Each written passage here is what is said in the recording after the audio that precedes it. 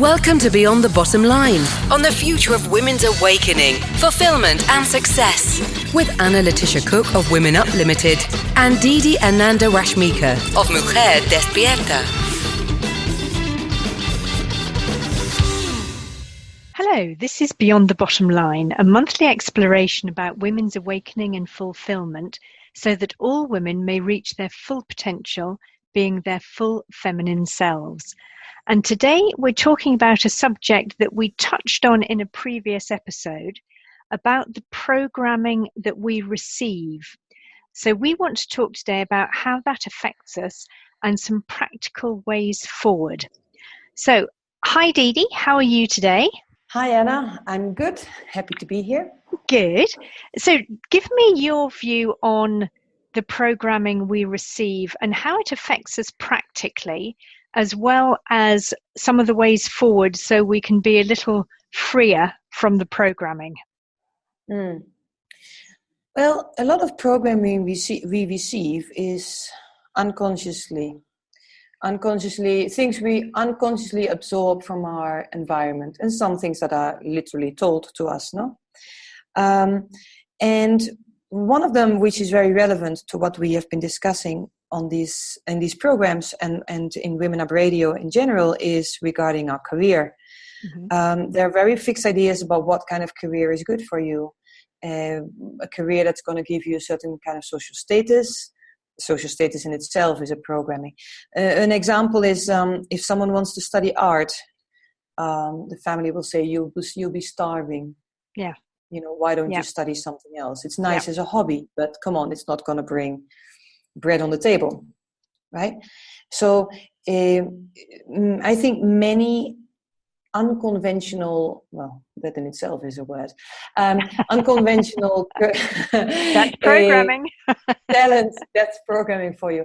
A lot of talents have been left unused because of these kind of messages. Right? Yeah. I mean, here in my work, for some reason, I meet many accountants, women accountants, because the programming is you have to become a professional. When you become a professional, you have a secure job, and you know it's a good office job. It's not hard work, sweating under the sun, etc., etc. And many of them find their work very boring. I'm not saying accountancy is boring. Actually, in fact, I wanted to study accountancy in the past. But if someone is choosing it for the wrong reasons, actually they want to do something in which they could explore another part of themselves, they're very unhappy in their job, which is a real pity. Yes. Because you spend an awful lot of hours doing it. Yeah. So the starving artist is one way where we get programming about our career. Another thing is that the respect in our society, or what the neighbors would say, is extremely important. Realistically speaking, who cares what the neighbors say?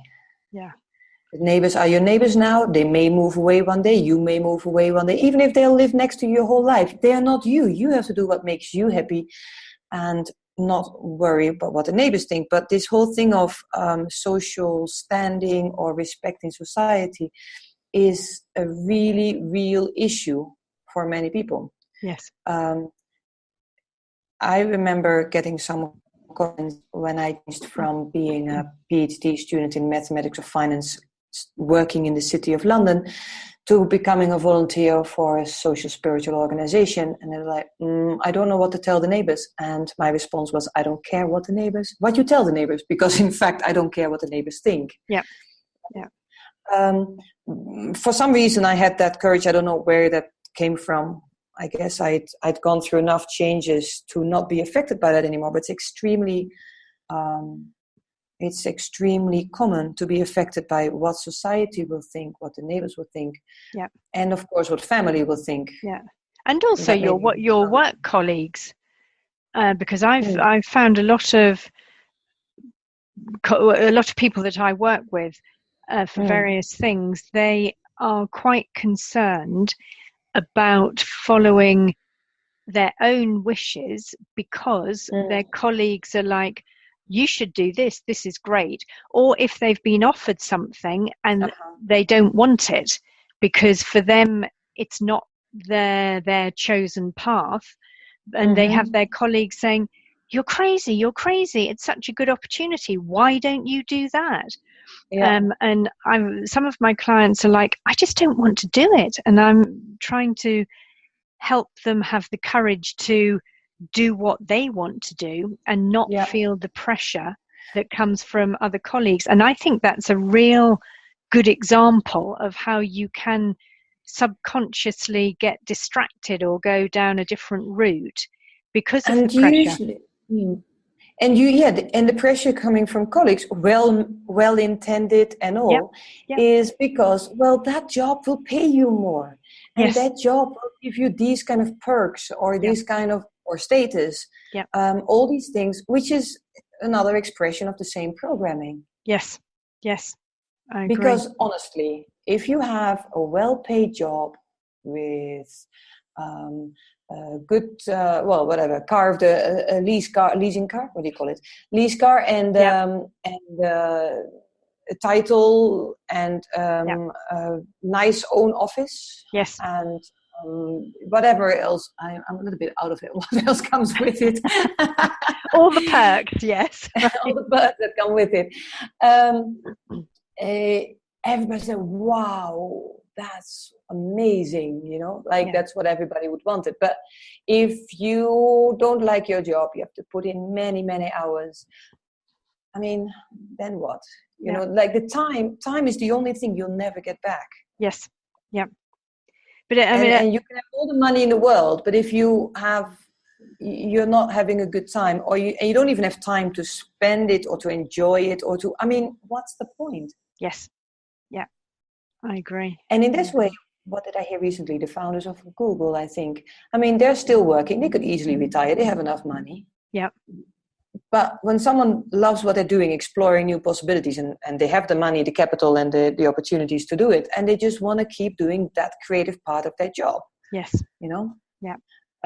Why would they retire just because they have enough money? Because that's the same part of the same programming. It's like, well, you should take a job that's got more money, but money is a medium, not a goal. Yes. So how do you think we can recognize what is programming and what is our true selves? As you know, this is one of my hobby horses, and I've written a whole book about it because I feel very strongly about freedom. Well, this is my word: freedom of choice, freedom of thought. Yeah, I know.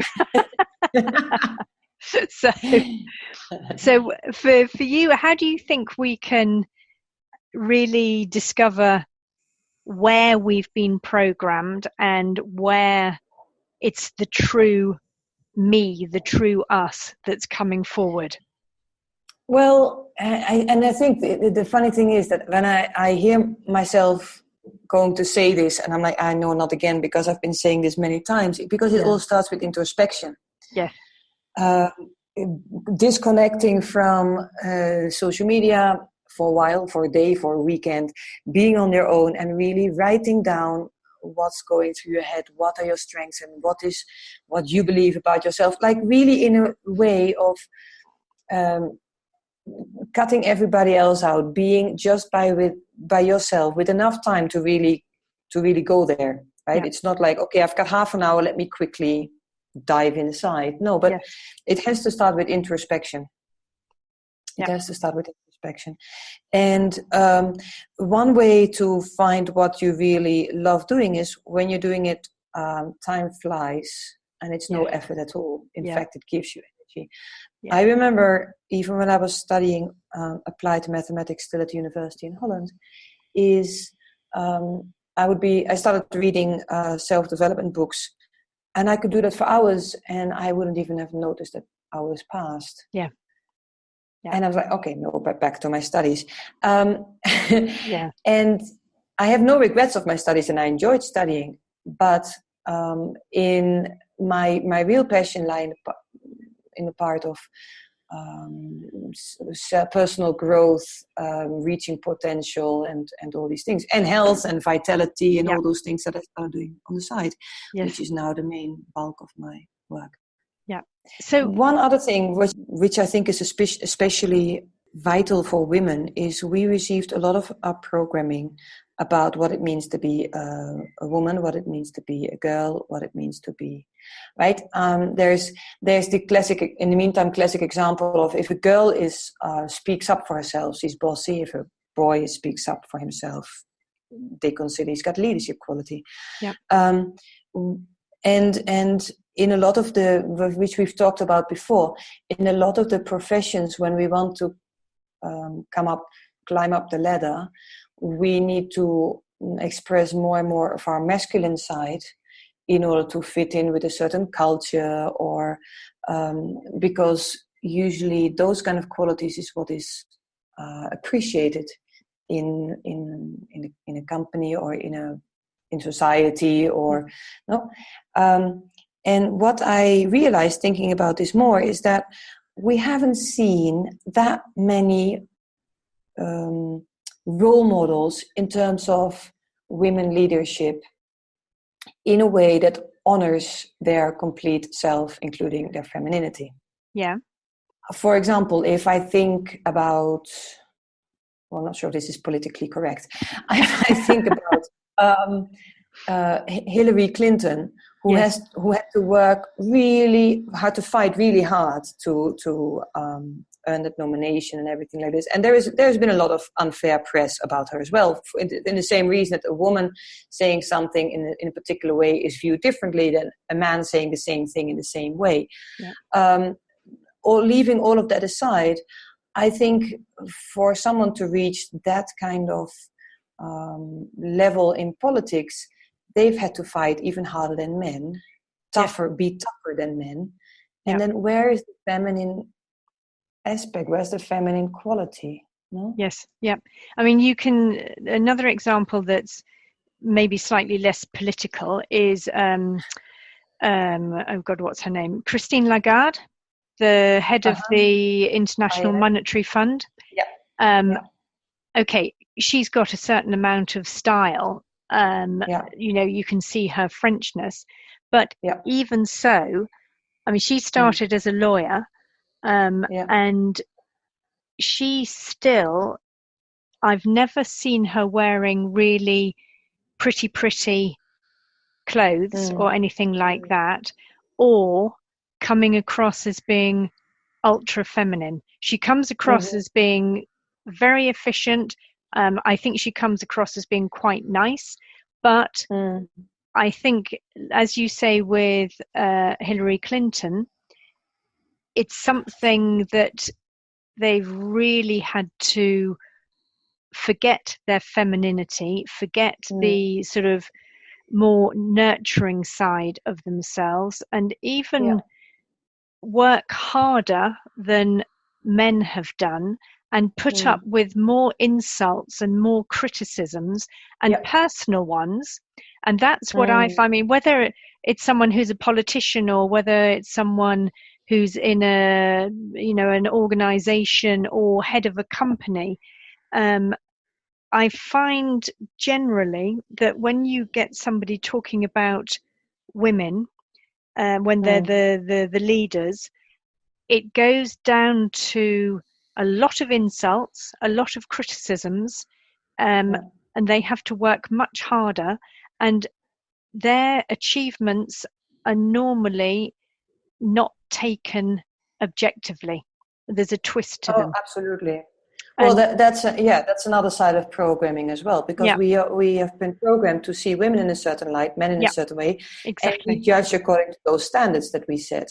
Yes. But I think it's very important, since we're in an era of a lot of change. I mean, there is a lot more opportunity now, and I'm not saying it's easy, but I think it's extremely important in finding what someone wants to do, in letting go of certain programming, or at least questioning programming. And if something has been obstructing me, then letting go of that. We'll never be able to let go of all programming, because it's so ingrained. But it's very important to keep thinking, if in what I do I maintain this authentic me, including my feminine qualities? Yeah. And the reason I'm saying this, because the world that we see at the moment is driven by the competition. Everything is independent, like I don't need anyone. And all these kind of qualities, which, yes, can help you move forward on a personal level in a career, for example. But in the world as it is, it's created a disaster. We're not taking care of the planet. We're not taking care of each other. We're not taking care of communities, of minorities, and whatnot. While the natural family of showing compassion or inclusion has been lacking, and that is what the world needs so much. And if we women don't give that, then who are we waiting for it to give that to the world? Yeah. So that is very important in this thing of programming, career choices. Yep. And not only that, on how do I fulfill that role within my career? Yes. Or how do I, what expression do I give at that career, at that role that I hold in a company, organization, my own company, for that matter. Yeah. Yes, I know. I've seen also a lot of people that hesitate to branch out on their own and be entrepreneurs because of the programming that it's high risk, or why are you going to give up this wonderful career that you've got as an employee to set up your own company? It would be interesting to see the statistics of when people are born into a entrepreneurial family, how much more likely it is that they become entrepreneurs, and those who are born into a family of civil servants, how much they would stay on the path of either civil servant or being employed, for example. Considered safer options. I think it's a lot of it, and that is a direct reflection of the programming. Yes. Yeah. Well, something went wrong in our family then, because there are exceptions that confirm the rule. We're the exceptions, for sure. Well, yeah, I mean, I'm from a family of civil servants, and I'm living on a mountain in Colombia now after whatever else. Exactly. This is why we have this program, right? Right. So what would you say for people that want to, for the women that want to really do something concrete to reduce the programming, or to find, or even just to check whether they really are doing what they want, or whether they've got unconscious programming? I know what I would recommend, because I created a workbook especially for this very thing, which, by the way, if anyone wants a copy, just email me and I'll send it to you. And for me, I know you said about introspection, which I agree with, but I think you need to have certain questions to make you think deeper, because often we can sit, and I'm a great meditator, so, I fully agree with meditation. I recommend meditation, but if I've got something difficult, or if I've got something I'm not sure of, I need one or two questions to have drifting through my mind to let the answers come to me, which is why I've written down these questions. But what other ways do you think we can really sift through and find out? Because I'm sure from everyone who's listening to this, I'm sure a lot of them will actually be thinking now, well, am I doing this because I want to, or is it actually programming and I just haven't realized it? And how can I find out what's me and what isn't? So what do you recommend? Well, of course, I hadn't mentioned any particular way of introspection, but yes, introspection with questions, not only staring into space waiting for an answer to come, because if you don't ask questions to the mind won't have any impetus to come up with any answer. The role of the mind is to answer the questions you ask. So if something bad happens, you ask, but why? Is that, well, because you're stupid. But if you say, how can I come out of it? You may actually get a more useful answer. I like the stupid one. No, don't ask why. Many times better not ask why. Ask, how can I get out of this Yes, situation? I know, I agree. But I think my mind has told me I'm stupid. Yes. This applies too in this question. It's like, well, why am I stuck in this kind of job? No, that doesn't help. It's like, okay, how am I going to get out of it? Where do I want to go? Yeah. Something that has helped me tremendously in the past is to think, well, if I would not take into account, if I would take out anyone else's opinion, the insecurity about money for the future, or even for the present, all these kind of things, because usually the programming comes down on security and opinions of others, right? And security, nothing guarantees security either. Yes. Just it looks like some professions would give you more security and others don't. Yeah. So it's important to, in that part of introspection with questions, to ask yourself, okay, well, if I don't take into account of anyone, imagine that nobody is here and no other people are involved, and I would have $1 million right now in my hand, or pounds in your case, £1 million in my hand, so I don't have to worry about money. Then what would I do? Right? It's like your money is guaranteed. Yeah. Now what will you do? Yes. Like to take all those parts out of it that trigger following other people's opinions or insecurities. Yeah. And I would also say with that it's a good idea to write down the ideas that come to you, and let them sort of sit there for a few days, and don't force yourself too much to try and find an answer, but let things sit there and then come back to them a few days later, and then go away again and then come back again, because it's not a race, it's not something pressured, it's not something to force yourself, because it's a really deep and important thing, and because it's a process. It's a process, and it's much better to be slow and relaxed and let your subconscious really open up. And if you think about it, it's for the rest of your life. So taking more time now will give you greater pleasure, greater peace of mind, and greater fulfillment later. So I would like to add one more thing. Yes. Is because sometimes there is a tendency to like, well, I don't want to be doing this, so I quit and I jump into my new adventure, which I think is my passion, which brings about a lot of insecurity and too much change, and sometimes the mind can't handle that. Yes. Which is common because of what everybody will tell you. Moreover, is when you're working a job 9 to 5, you have a lot of extra hours in the night if you're determined. So when you discover something that you wish to develop it first in your evening or weekend hours, or in